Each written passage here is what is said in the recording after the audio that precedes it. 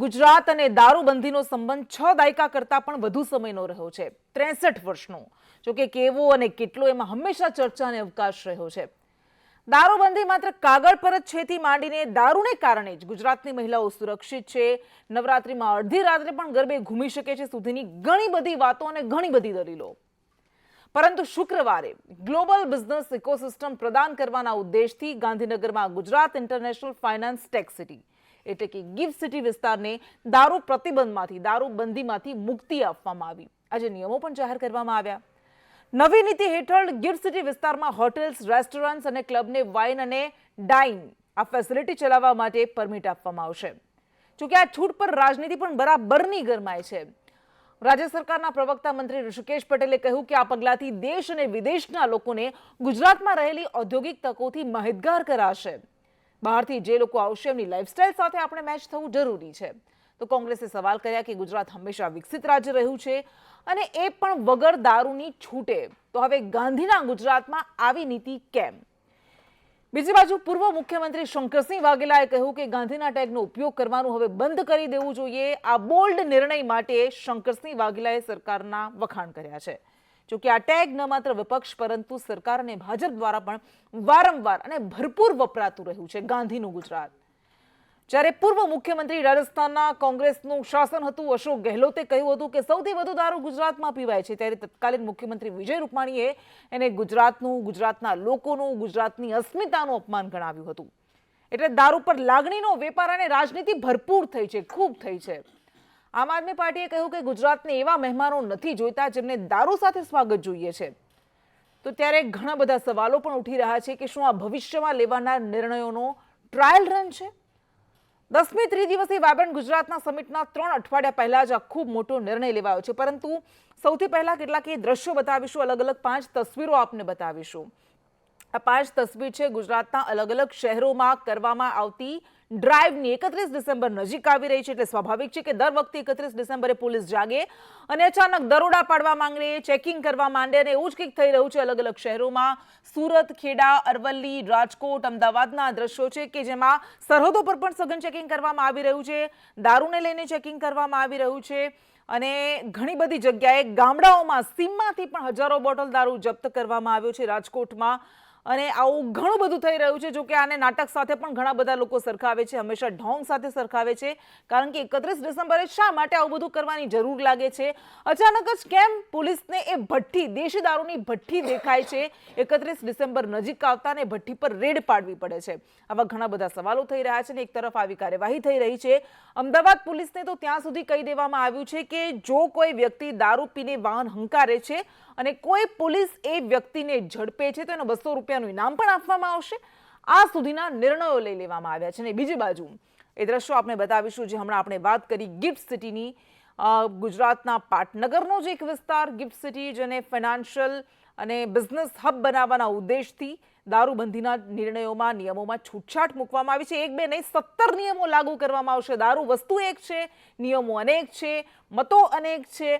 દારૂ જેને ઘણી બધી વખત નૈતિકતા સાથે પણ જોડવામાં આવ્યો છે, કાયદો વ્યવસ્થા સાથે પણ જોડવામાં આવ્યો છે, લાઇફસ્ટાઇલ સાથે પણ જોડવામાં આવ્યો છે। અને એ દારૂને લઈને આજે જ્યારે આ નિર્ણય લેવાયો છે ત્યારે રાજનીતિ ગરમાય છે, ઘણા બધા સવાલો થઈ રહ્યા છે। અને સૌથી પહેલા જ્યારે દારૂબંધીને લઈને વાત થઈ રહી છે, ગિફ્ટ સિટીને કેટલાક નિયમોમાં છૂટછાટ આપવામાં આવી છે એને લઈને વાત થઈ રહી છે, ને કઈ રીતે લોકો ગિફ્ટ સિટીમાં દારૂનું સેવન કરી શકશે, વેચાણ કરી શકશે, એ પણ અમે અમને ગ્રાફિક્સના માધ્યમથી સતત બતાવીશું। પરંતુ આ નિર્ણય પર વડોદરાના યુવાનો શું કહી રહ્યા છે, યુવાનોનો મત જાણવો પણ જરૂરી છે, એ પણ સાંભળી લઈએ। ગુજરાતના ગાંધીનગરમાં વાઇન એન્ડ ડાઇનની સુવિધા આપવાનો નિર્ણય સરકારે કર્યો છે ત્યારથી જ ક્યાંક વિવાદ ઊભો થયો છે। પરંતુ આપણે વાત કરીએ કે જે યુવાનો છે તેઓ શું વિચારી રહ્યા છે આ અંગે, કારણ કે દારૂબંધીની વાત તો છે પરંતુ યુવાનોનો મત પણ લેવો જરૂરી છે। જે રીતે ગાંધીનગરની ગિફ્ટ સિટીમાં વાઇન એન્ડ ડાઇનની સુવિધા આપવામાં આવશે, આપ કઈ રીતે જુઓ છો આ નિર્ણયને? જોવા જઈએ તો ગાંધીનગરની ગિફ્ટ સિટીમાં મોટી જે ઇન્ડસ્ટ્રીયલ છે કંઈક ને કંઈક એ એસ્ટાબ્લિશ થવાની છે, ઇન્ટરનેશનલ ઇન્ડસ્ટ્રી એ પણ આવવાની છે. તો એ પ્રેક્ટિકલ વાત છે કે ત્યાં બાજુ વાઇનને અને જે ડ્રિંક છે વિસ્કીને એ લોકોએ પરવાનગી આપી છે, પરમિટ લઈને લોકો વેચી શકશે અને લોકો પી પણ શકે છે. વાત કરીશું આપણે ગુજરાતમાં, બેસિકલી વડોદરામાં, તો જ્યારે લોકોને દારૂ ના મળતો હોય તો લોકો દમણ જતા હોય છે, દીવ જતા હોય છે, MP જતા હોય, રાજસ્થાન જતા હોય છે, મહારાષ્ટ્ર જતા હોય છે, સ્પેશિયલી ડ્રિંક કરવા માટે. તો આ પરવાનગી જો આપી દેવામાં આવતી હોય ગુજરાત રાજ્યના દરેક શહેર અને જિલ્લામાં, તો ખરેખર આ જે બ્લેકમાં જે દારૂ વેચાય છે અને બમણા પૈસામાં જે દારૂ વેચાય છે, જે વચેટિયા હોય છે, એ લોકોનું જે ધંધો છે કંઈક ને કંઈક એ ત્યાં એ લોકો પર લગામ લાગશે. અને જે નાગરિકો છે, જે લોકો આ પદાર્થનું સેવન કરે છે, એ લોકો બમણા પૈસા આપીને જે દારૂનું જે ખરીદાનો એ લોકો કરતા હોય છે, તો કંઈક ને કંઈક એ જે ઘટના બનતી હોય બની જશે. બીજી કે પ્રેક્ટિકલ વાત કે જે પણ આમાં ઇન્વેસ્ટ કરશે, ગવર્મેન્ટ પરમિશન આપશે, તો એનું જે ટેક્સ સ્વરૂપમાં જે પૈસા પ્રાપ્ત થશે, તો એ પૈસાથી સરકાર વિકાસશીલ કામોમાં કે વિકસિત કાર્યોમાં ગુજરાત રાજ્યમાં એ લોકો ઉપયોગ કરી શકશે. આડકતરી રીતે ભ્રષ્ટાચારની પણ વાત છે, જે સિરપ કાંડ થઈ રહ્યા છે, લઠ્ઠાકાંડ થઈ રહ્યા છે, તેવું પણ કહી રહ્યા છે યુવા. એક જોતા એક ગુજરાત સરકારનો ઐતિહાસિક નિર્ણય છે, કારણ કે આપણા ગુજરાત રાજ્ય જે આ જોવા જઈએ તો વિકાસની ગતિએ દોડતું આવ્યું છે. તે માટે ગિફ્ટ સિટીમાં જે નિર્ણય લેવામાં આવ્યો છે તેમાં આપણી વિદેશીઓ પણ આવતા હોય છે અને વિદેશથી સારા એવા બિઝનેસમેનો પણ આપણા ગુજરાતમાં હવે આવતા થઈ રહ્યા છે. તો તેમની એક જરૂરિયાત હતી, તેને ગુજરાત સરકારે ધ્યાનમાં લઈને એક સારો એવો નિર્ણય આપ્યો છે. અને એક જોતાં સારું પણ છે કે ફક્ત ને ફક્ત હોટલમાં જ સેવન કરવાનું પરવાનગી આપી છે, નહીં કે રેસિડેન્શિયલ એરિયામાં. તે માટે આ ગુજરાત સરકારના નિર્ણયને અમે યુવાનો આવકારીએ છીએ, કારણ કે આના જ કારણે આવનારા સમયમાં આપણી પર વિદેશી કંપનીના જે બિઝનેસમેનો છે તેમને પણ ક્યાંક ને ક્યાંક આ ઉપયોગી બની રહે છે તેવું લાગી રહ્યું. ટુરિસ્ટોને આકર્ષવાની વાત. ટુરિસ્ટોને તો આકર્ષવા માટે સ્ટેચ્યુ ઓફ યુનિટી જેવા અલગ અલગ જગ્યાઓ બનાવી છે. પ્રવાસન ક્ષેત્ર પણ આગળ વધી રહ્યું છે. અને વાત થાય ગિફ્ટ સિટીની, તો ગિફ્ટ સિટીમાં એવું કહેવામાં આવે છે કે ગુજરાતના યુવાનોને નુકસાન થશે. આમાં ઉલ્લેખ છે અંદર રહેતા કર્મચારી અને અધિકારીને જ મળશે. અને બીજી વસ્તુ કે યુવાનો ધારો કે અંદર ગયા તો બહાર આવા તરત જ ચેકિંગ ચાલુ છે પોલીસનું. અત્યારે ચેકિંગ ચાલુ થયું છે પોલીસનું. તો એવું કહેવામાં આવે છે કે યુવાનો દારૂ પીને ધમાલ કરે છે, પણ અમુક યુવાનોના કારણે દરેક આખો યુવા વર્ગ હેરાન થવાનું એવું લોકોનો માનસિકતા બધા ફેરવવામાં આવી છે. ઠીક છે, તો એના માટે એવું કહે છે કે યુવાનો ત્યાં દારૂ પીશે તો નુકસાન થશે, આ થશે. પણ અમુક યુવાનો અને એની જગ્યાએ સારી જગ્યાએ જોવા જઈએ તો ઘણા યુવાનો નોકરી ત્યાં મળવાની છે. ઘણી કંપનીઓ હશે તો ભારતના યુવાનો, ગુજરાતના યુવાનો ત્યાં નોકરી મળવાની છે. ઘણા પરિવાર સેટ થવાના છે, ત્યાં ઘણા પરિવારનો રોજીરોટી મળવાની છે. સારી કંપનીઓ બહારથી આવશે તો એનો ફાયદો કોણ લેશે? યુવાનોને 10% સામે 90% ફાયદો થાય છે, એ પણ સરકારે જોઈ. અને બીજું યુવાનોને પણ એવી માંગ કહેવા માગે છે કે ભાઈ અમુક જગ્યાએ આવું દારૂ પીને બહાર જાહેરમાં ધમાલ કરે છે, એ વસ્તુ તદ્દન ખોટી છે. એના સામે યુવાધન ખરાબ થાય છે, પોતાનો પરિવાર ખરાબ થાય છે, પોતાના મિત્રો વર્તુળ સાથે થોડી ધમાલ માટે થઈને પોતે આવું કરવા જાય છે તો આખો પરિવાર ખરાબ થાય છે. અને યુવાનોનું ધ્યાન રાખવું જોઈએ. આ ગિફ્ટ સિટીમાં જે દારૂનું વ્યસન વેચાવાનું છે એ સારી વસ્તુ છે યુવાનો અને દેશ માટે, અને ગુજરાત સરકારે સારી વસ્તુ કરી છે. એટલે સારા પાસા છે, ખરાબ પાસા પણ છે. આપ કઈ રીતે જુઓ છો?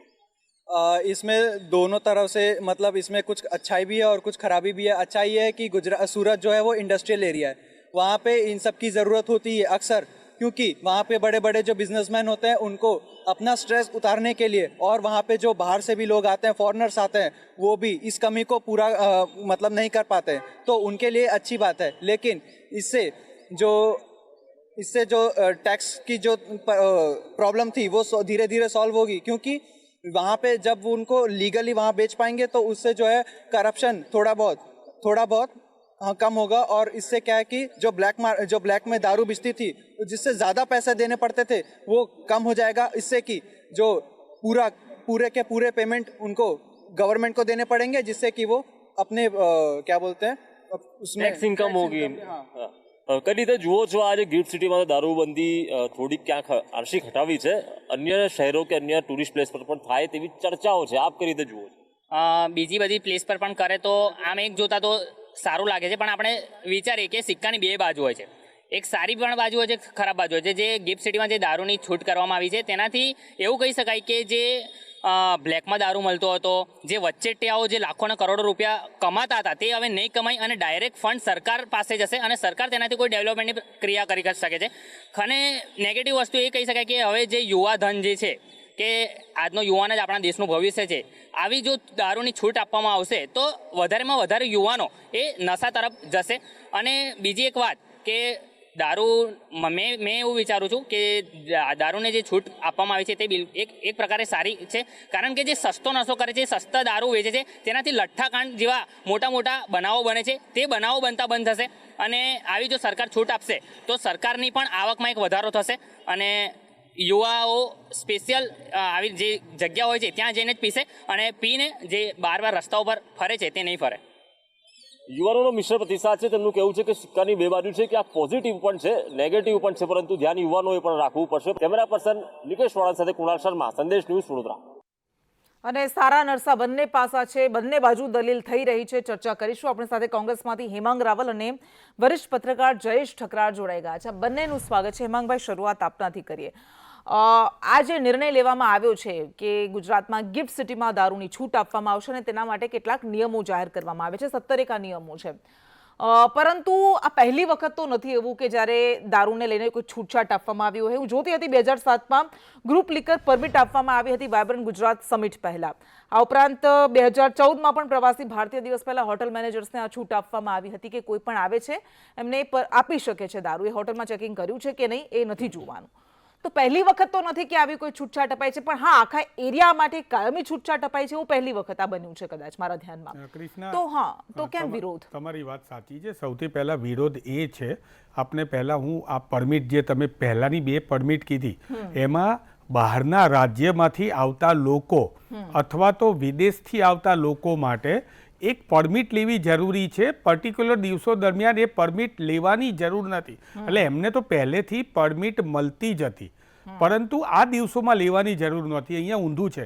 અહીંયા ગુજરાતના નાગરિકો પણ ગિફ્ટ સિટીમાં જાય છે અને ગિફ્ટ સિટીમાં ગયા પછી જે આમાં 4થા નંબરની અંદર લખેલું છે કે કંપનીના HR મેનેજર ભલામણ કરશે એટલે એમને ડ્રિંક્સ કરવાની છૂટ મળશે. કંપનીના HR મેનેજર એટલે કોણ? તમે 10/10ની અંદર એક પ્રાઇવેટ લિમિટેડ કંપની ખોલી. પહેલાં તો કંપની એટલે શું એની ડેફિનેશન સરકારે આપી નથી. કંપની પ્રોપરાઇટર પણ હોઈ શકે, કંપની ટ્રસ્ટ પણ હોઈ શકે, કંપની પ્રાઇવેટ લિમિટેડ પણ હોઈ શકે, કંપની પબ્લિક લિમિટેડ પણ હોઈ શકે. પાનનો ગલ્લો ચલાવે છે એ પણ ગુમાસ્તા ધારાનું લાયસન્સ લે તો એને કંપની ગણાય છે એઝ પર લો.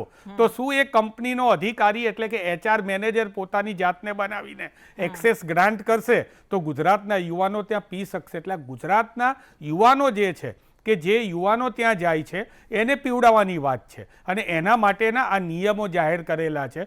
13,000 લોકો અત્યારે જે નોકરી કરી રહ્યા છે એમને એની અંદર ગુજરાતના યુવાધન છે. અત્યારે સારું લાગી રહ્યું છે અને વાત એ છે કે સરસ મજાનું જે મિત્રો યુવાનોએ કીધું હમણાં આપણા વડોદરાના યુવાનોએ બધાનું એક હતું કે પરમિટ મળશે અને એના લીધે ગુજરાતને આવક થશે અને આવકનો ફાયદો થશે. અરે ભાઈ, તો ડ્રગ્સની પણ એને આગળની MD ડ્રગ્સની પણ પરમિટ, ગાંજાની પણ પરમિટ બધાની આપી દો ને, દરેક ઉપર 100% ટેક્સ લો ને, વધારે આવક થશે. આને ઝેર વેચવા માટે થઈને ઝેરનો પ્રતિબંધ જ હોવો જોઈએ. આજે આપણે વાત કરીએ છીએ કે ગુજરાતમાં પીવાય છે, બિલકુલ પીવાય છે અને એ પીવાય છે તો એનો દોષ સરકારને છે, કારણ કે સરકારની એવી નીતિ છે જેથી કરીને બધી બાજુ મળી રહે છે. ગુજરાતમાં દારૂની ખેપનો ઇતિહાસ જૂનો નથી, પણ મારે એ કહેવું છે કે ગુજરાતમાં ટ્રાફિક સિગ્નલ છે. એ ટ્રાફિક સિગ્નલમાં 100એ 2-5 જણ તોડનારા છે. એનો મતલબ એ નથી કે આપણે ટ્રાફિક સિગ્નલ બંધ કરી દઈએ. ટ્રાફિક સિગ્નલ બંધ કરી દઈશું તો જે હાડમારી થશે એ જ પ્રમાણે ગુજરાતની અંદર આ એક ટેસ્ટિંગ મોડલ કરવામાં આવેલું છે. મહેરબાની કરીને ગુજરાતીઓને મારે 6.5 ગુજરાતીઓને મેસેજ 6.5 કરોડ ગુજરાતીઓને મેસેજ આપવો છે કે આને તમે અત્યારે કોઈ ડેવલપમેન્ટ સાથે ના જોતા. ગુજરાતની અંદર કોંગ્રેસની સરકારમાં જામનગરમાં વિશ્વની સૌથી મોટી રિફાઇનરી રિલાયન્સ બનેલી છે, કંડલા પોર્ટ બનેલો છે, GIDCO બનેલી છે. આ બધી જ જગ્યાએ કોઈ પણ પ્રકારની દારૂની પરમિશન હતી નહીં. આ દારૂના લીકરના ક્રિષ્ના હું મારા બીજા રાઉન્ડમાં કહીશ. આની અંદર જે આજે 2-3 પાનાની જે માર્ગદર્શિકા બહાર પાડવામાં આવેલી છે એની અંદર પણ ઘણી બધી વિસંગતતાઓ છે. પણ મારે એ ખાસ કહેવું છે કે ગુજરાતની યુવા પેઢી જે છે એ આજે જો ડ્રગ્સ દારૂના નશામાં જશે તો મને લાગે છે કે એની જવાબદારી આપણા બધાની સહિયારી રહેશે. ઠીક છે, દારૂના નશામાં જશે ગુજરાતની યુવા પેઢી તો આપના પર જવાબદારી રહેશે, આપના પર, એવું તમારું કહેવું છે. પરંતુ જો કે જેમને દારૂનું સેવન કરવું છે એમને આપને પણ ખબર છે અને અમને પણ ખબર છે કે જ્યાં જોઈએ એટલો દારૂ મળી જાય છે અને ગુજરાતમાં જ. અહીં સીધો એ પોલીસને સવાલ થતો જ રહે છે દર વખતે કે પોલીસ શું કરે છે, પરંતુ જ્યારે હવે આ અધિકૃત રીતે આખો આ નિયમ લાવવામાં આવ્યો છે, જયેશભાઈ આપની પાસે આવી આ જે નિયમો મૂકવામાં આવ્યા છે કે ગિફ્ટ સિટીના કર્મચારીઓએ લીકર એક્સેસની મંજૂરી લેવી પડશે, પણ સૌથી મહત્વનું જે એ છે એ કે 21 વર્ષથી વધુના વ્યક્તિ દારૂનું સેવન કરી શકશે, અને કોઈ જો દારૂનું સેવન ત્યાં કરે છે તો પછી એ વાહન ચલાવીને એ વિસ્તારની બહાર નહીં નીકળી શકે. હવે આમાં કદાચ આ નિયમોમાં ઘણા બધા પ્રશ્નો પણ થશે, ઘણી બધી જટિલતાઓ પણ હશે, ઘણા બધા સવાલો પણ હશે. જે વ્યક્તિ બહાર રહે છે અને ત્યાં કામ કરવા ગયા છે, કર્મચારીને દારૂનું સેવન કરવાની છૂટ છે, એ દારૂનું સેવન કરી લે છે તો બહાર આવશે કેવી રીતે અને કઈ રીતે આ નિયમોનું પાલન થશે? આપને લાગે છે કે આનું અમલીકરણ ઘણું પડકારજનક રહેવાનું છે? कृष्णा, पीने वाले को पीने का बहाना चाहिए. આ તો આપણે સૌથી પહેલા નિયમોની વાત કરીએ એની સાથે સાથે આપણે એ વાત ઉપર આવવું જોઈએ કે ગુજરાતમાં દારૂબંધી અને ગાંધીજી આ બંને વિષય ઉપર સૌથી વધારે દંભ થાય છે. આપણે દારૂબંધી એટલા માટે કરી કે ગાંધીજી એવું ઈચ્છતા હતા કે દારૂ ના પીવાવો જોઈએ, તો એમ તો ગાંધીજી ઘણું બધું ઈચ્છતા હતા કે સુશાસન પણ હોવું જોઈએ, ભ્રષ્ટાચાર પણ ના આવવો જોઈએ, સત્યના એ પરમ આગ્રહી હતા. તો આપણે ઘણી બધી બાબતો એમની બિલકુલ માનતા જ નથી અને વાતો માત્ર એમની કરીએ છીએ. સમયની સાથે બધું બદલાવવું જોઈએ, પરંતુ ગુજરાતમાં કોંગ્રેસનું શાસન હતું ત્યારથી લઈને આજે ભાજપનું શાસન છે ત્યાં સુધી ક્યારેય ગુજરાતમાં દારૂની અછત થઈ હોય એવું કોઈએ સાંભળ્યું નથી. જેને જ્યાં જેમ પીવો હતો એમ મળી રહે છે. અને જ્યારે અત્યારે પૂરા દેશમાં આપણે એમ કહીએ છીએ કે એ one nation one identity one vision, તો પૂરા દેશમાં સમાન નિયમોની જ્યારે વાત ચાલી રહી છે ત્યારે હું એમ નથી કહેતો કે દારૂ બંધી ઉઠાવી લેવી જોઈએ, પરંતુ એવું તમે કેવી રીતે કહી શકો કે એક રાજ્યમાં છૂટથી દારૂ પીવાતો હોય ને બીજા રાજ્યમાં દારૂ બંધી હોય? આ સમાનતાનો નિયમ પણ બધે લાગુ પડે, પરંતુ દરેક બાબતમાં આપણે નેરેટિવ આપણી રીતે ગોઠવી લેતા હોઈએ છીએ. એક વાત ચોક્કસ છે કે જેના ઉપર સર્વે થવો જોઈએ કે ગુજરાત આજે દેશમાં સલામત રાજ્ય છે, તો એમની સલામતીમાં દારૂબંધીનો ખરેખર કેટલો ફાળો છે? હું હેમાંગભાઈની વાત સાથે સહેમત છું કે કેટલાક લોકોના કારણે આપણે એને નિયમ ના બનાવી શકીએ, પરંતુ જો ગુજરાતની સલામતી આવી બાબતોથી જોખમાતી હોય તો કોઈ પણ ભોગે એવા નિર્ણય ના કરવા જોઈએ, ભલે એનાથી રાજ્યની આવક વધતી હોય.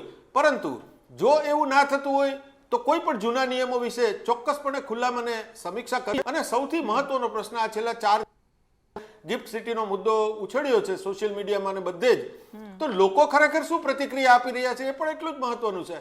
પૂરું ગુજરાત જો રસ્તા ઉપર આવી ગયું હોય અને એવું લાગતું હોય કે આ બહુ મોટો અયોગ્ય નિર્ણય છે, તો ખુલીને લોકોના અવાજોને પણ સાંભળવા જોઈએ અને કેટલાક જે આગેવાનો છે એમની સાથે બેસીને સમીક્ષા પણ થવી જોઈએ. પરંતુ આ કોઈ એવો મુદ્દો નથી માત્ર ગિફ્ટ. હા, આપણે જે બે દ્રશ્યો શરૂઆતમાં જે બતાવ્યા કે એક તરફ 31 ડિસેમ્બર આવી રહી છે એટલે દર વખતે જેમ નાટકો કરાય છે ડ્રાઈવના, એવા નાટકો શરૂ થઈ ગયા છે.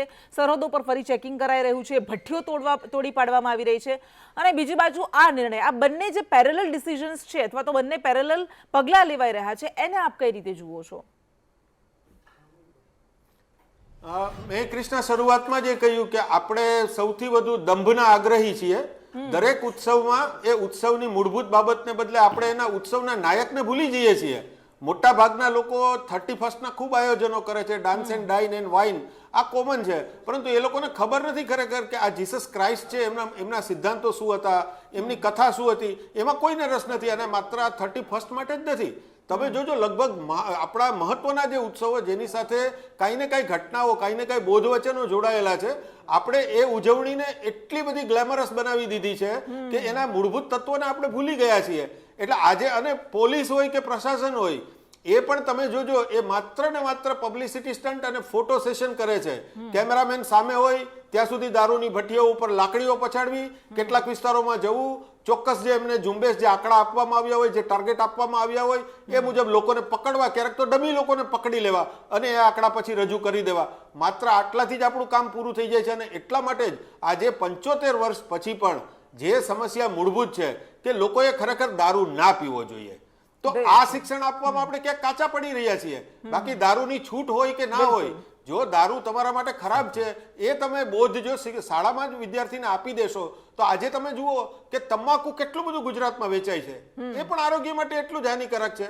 ના તો એના ઉપર પ્રતિબંધ છે કે ના તો એ બાબતે શિક્ષણ આપવામાં આવે છે. તો મને લાગે છે કે આપણે કોઈ એક નિર્ણયને બદલે સર્વગ્રાહી રીતે આવા મુદ્દાની સમીક્ષા કરતા બિલકુલ શીખવું બિલકુલ પડશે. બિલકુલ. અને આપણે જે શરૂઆતમાં કહ્યું કે દંભ છે, એ જ હકીકત છે કે અંગ્રેજોની માનસિકતા આપણામાં ઘૂસી ગઈ છે. આપણી સંસ્કૃતિને આપ ભૂલી રહ્યા છો અને નવા વર્ષની ઉજવણી કરી રહ્યા છો. દિવાળીમાં આટલી ઉજવણી નથી કરતા. અને આવું બધું કહેનારા પણ 31 ડિસેમ્બર નજીક આવે એટલે પૂછશે કે દારૂનું કંઈક સેટિંગ કરી આપો ને. આપે ઘણા બધા સવાલો ઉઠાવ્યા કે જો દારૂબંધીનું પાલન નથી થતું તો એનો અર્થ એ નથી કે ઉઠાવી દેવી જોઈએ.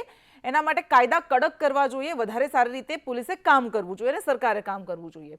પરંતુ જે મુદ્દો અહીં મૂકવામાં આવી રહ્યો છે એમનું એવું કહેવું છે કે બિઝનેસ હબ તરીકે એક ઇકોસિસ્ટમ ડેવલપ થાય એટલા માટે આ નિર્ણય લેવામાં આવ્યો છે. બાકી એવું નથી કે ગુજરાતમાં બધું. અને ભારતીય જનતા પાર્ટી તો આ નિર્ણય લેતા ડરતી નથી, પરંતુ હવે જ્યારે સમક્ષ બોલવાનું છે જનતા સમક્ષ ત્યારે એ બોલતા ડરી રહી છે. એટલા માટે જ આપણી સમક્ષ ઉપસ્થિત નથી અત્યારે કોઈ ભાજપના ધારાસભ્ય કે નેતા કોઈ.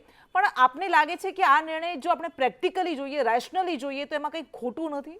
જો કૃષ્ણા, આજે આ ભાજપના જે નિર્ણય લેનારા લોકો છે એ લોકોને મુજ વીતી તુજ વીતશે ધીરે બાપુડિયા ધીરે, આ એક વસ્તુ સાંભળવાને યાદ રાખવા જેવી છે.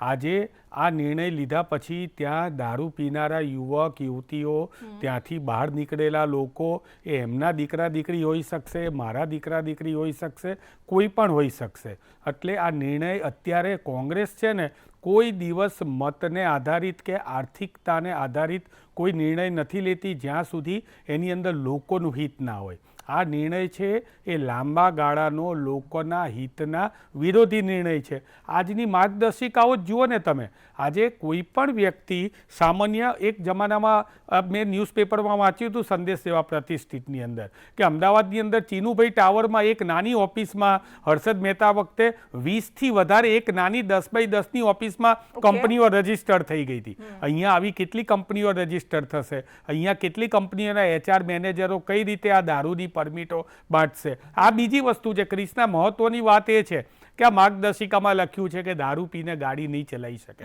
અરે ભાઈ, ના જ ચલાવવાની હોય. આખા વિશ્વમાં આ વસ્તુ છે. આ તમે માર્ગદર્શિકામાં શું લખો છો? આ તો નિયમ છે. દિલ્હીની અંદર કે રાજસ્થાનની અંદર દારૂ પીને ગાડી નથી ચલાવાતી. અને ત્રીજી વાત આની અંદર લખી છે કે હેલ્થ પરમિટ, એટલે કે જે ગુજરાતની અંદર જેને હેલ્થ માટે પરમિટ લીધેલી છે, ટુરિસ્ટ પરમિટ વાળા લોકો ત્યાં પી નહીં શકે. અરે ભાઈ, એ શું કામ પીવે? એમને તો આખે નાખી બોટલો મળે છે. ત્યાં 30 ml નો ગ્લાસ છે 300 રૂપિયાનો મળવાનો છે. અહીંયા 300 રૂપિયામાં બોટલ મળે છે. એ તો એમના ઘેર ને હોટલમાં બેસીને જ પીવાના છે. આ બધા ખાલી નિયમો બનાવવા ખાતાના નિયમો છે. આ દારૂબંધીના ચસ્કા, એ દારૂબંધીના ચસ્કા છે એ અત્યારે ધન કમાવાના નુસ્ખા બની ગયા આ જ મુદ્દા પર આવીએ. જયેશભાઈ, હું જોતી હતી જ્યારે સુરત ડાયમંડ બુઝની કરવાનું હતું ઉદઘાટન, પહેલા કેટલાક બિઝનેસમેન એવું કહેતા હતા મુંબઈના કે જો મુંબઈમાં જે આ બિઝનેસ છે એ સુરત તરફ શિફ્ટ કરવો હોય ડાયમંડને, તો આ પ્રોહિબિશન એક મોટો રોડો છે, મોટો અવરોધ બનીને ઉભરે છે. રાધિકા રાજે ગાયકવાડ કે જેઓ રોયલ ફેમિલીમાંથી આવે છે રાજસ્થાનના, એમણે પણ એવું કહ્યું હતું કે ગુજરાત એક પ્રગતિશીલ રાજ્ય છે, પરંતુ જ્યારે ડેસ્ટિનેશન વેડિંગની કે આવી બધી વાત થાય ત્યારે આ પ્રોહિબિશન ક્યાંક એક અવરોધ બનીને આવે છે. તો આપને લાગે છે કે આમાં કોઈ, આ તર્કમાં કોઈ વજૂદ છે? હા, જુઓ, એક તો પેલા ગુજરાતમાં દારૂની જે હેલ્થ પરમિટ છે ને એ જ સૌથી મોટું નાટક છે. આ હેલ્થ પરમિટોને જો રિવ્યુ કરવામાં આવે ને તો 90% એવી નીકળે કે જેને કઈ તબિયતના કારણોસર સતત દારૂ પીવાની છૂટ ના મળવી જોઈએ. એટલે આપણે અહીંયા પહેલેથી જે તૂત ચાલે છે. હવે બીજી વસ્તુ જે આપણે પ્રશ્ન પૂછ્યો છે, હવે જ્યારે આપણે કોઈ વૈશ્વિક પ્રવાહોની સાથે જવા માંગતા હોઈએ અથવા તો વર્લ્ડની મેઇન સ્ટ્રીમમાં ભળવા માંગતા હોઈએ ત્યારે આપણે નક્કી કરવાનું છે કે આપણે કેટલું સમાધાન કરવું. અને ઘણા બધા નાના નાના દેશોએ કેટલાક પોતાના નિયમોને જાળવી રાખ્યા છે કે 10 એન્ડ ફાર ગમે તે થવું હોય એમ થાય, પરંતુ અમે કેટલીક બાબતો તો નહીં જ કરીએ. પરંતુ આપણે એક અલગ પ્રકારની વિચારધારા સાથે અત્યારે આગળ વધી રહ્યા છીએ, જેમાં આ નિર્ણય લેવા વાળાને કદાચ એવું લાગ્યું હશે કે આ આઉટ ઓફ ડેટ નિયમ થઈ ગયો છે અને એમાં સુધારા કરવાની જરૂર છે. અને એમણે પણ ખૂબ કદાચ સર્વે કે સર્ચ કર્યું હશે, આપણે માની લઈએ. પરંતુ મારો એક મુદ્દો જરૂર છે કે જો દારૂબંધીના કારણે ગુજરાતની સલામતી અકબંધ રહી હોય અત્યાર સુધી, જો એવો કોઈ નિષ્કર્ષ નીકળતો હોય તો એ સલામતીના ભોગે કાંઈ જ ના થવું જોઈએ. બિલકુલ બિલકુલ ઘણા મુદ્દા છે. આપ બંને અમારી સાથે જોડાયા, આપનો ખૂબ ખૂબ આભાર. અને ઋષિકેશ પટેલે જે કહ્યું કે ઇન્ટરનેશનલ બિઝનેસમેન આવશે, એમની મેન્ટાલિટી સાથે, લાઈફસ્ટાઈલ સાથે મેચ કરવા માટે આ નિર્ણય લેવામાં આવ્યો છે, તો પછી સગવડી વાત તો બિલકુલ ન જ હોવી જોઈએ. ક્યાંક એમને મેચ કરવાનું છે, ક્યાંક નથી કરવાનું. અને જે રીતે કહેવામાં આવ્યું, હેલ્થ પરમિટ એક સૌથી મોટું ગતકડું છે. કદાચ કયો ડોક્ટર, કયો એવો રોગ હશે કે જે દારૂને કારણે મટી જાય, હંમેશા સવાલ રહેતો હોય છે. એટલે આવા નિયમો બનાવતા પહેલા 100 વખત વિચારવું જોઈએ. અને એને જ્યારે ગુજરાતના ગૌરવ સાથે જોડો ત્યારે તો ખરેખર તમારો કેટલો દંભ છે, કેટલી હકીકત છે, એમાં વિચારવું જોઈએ.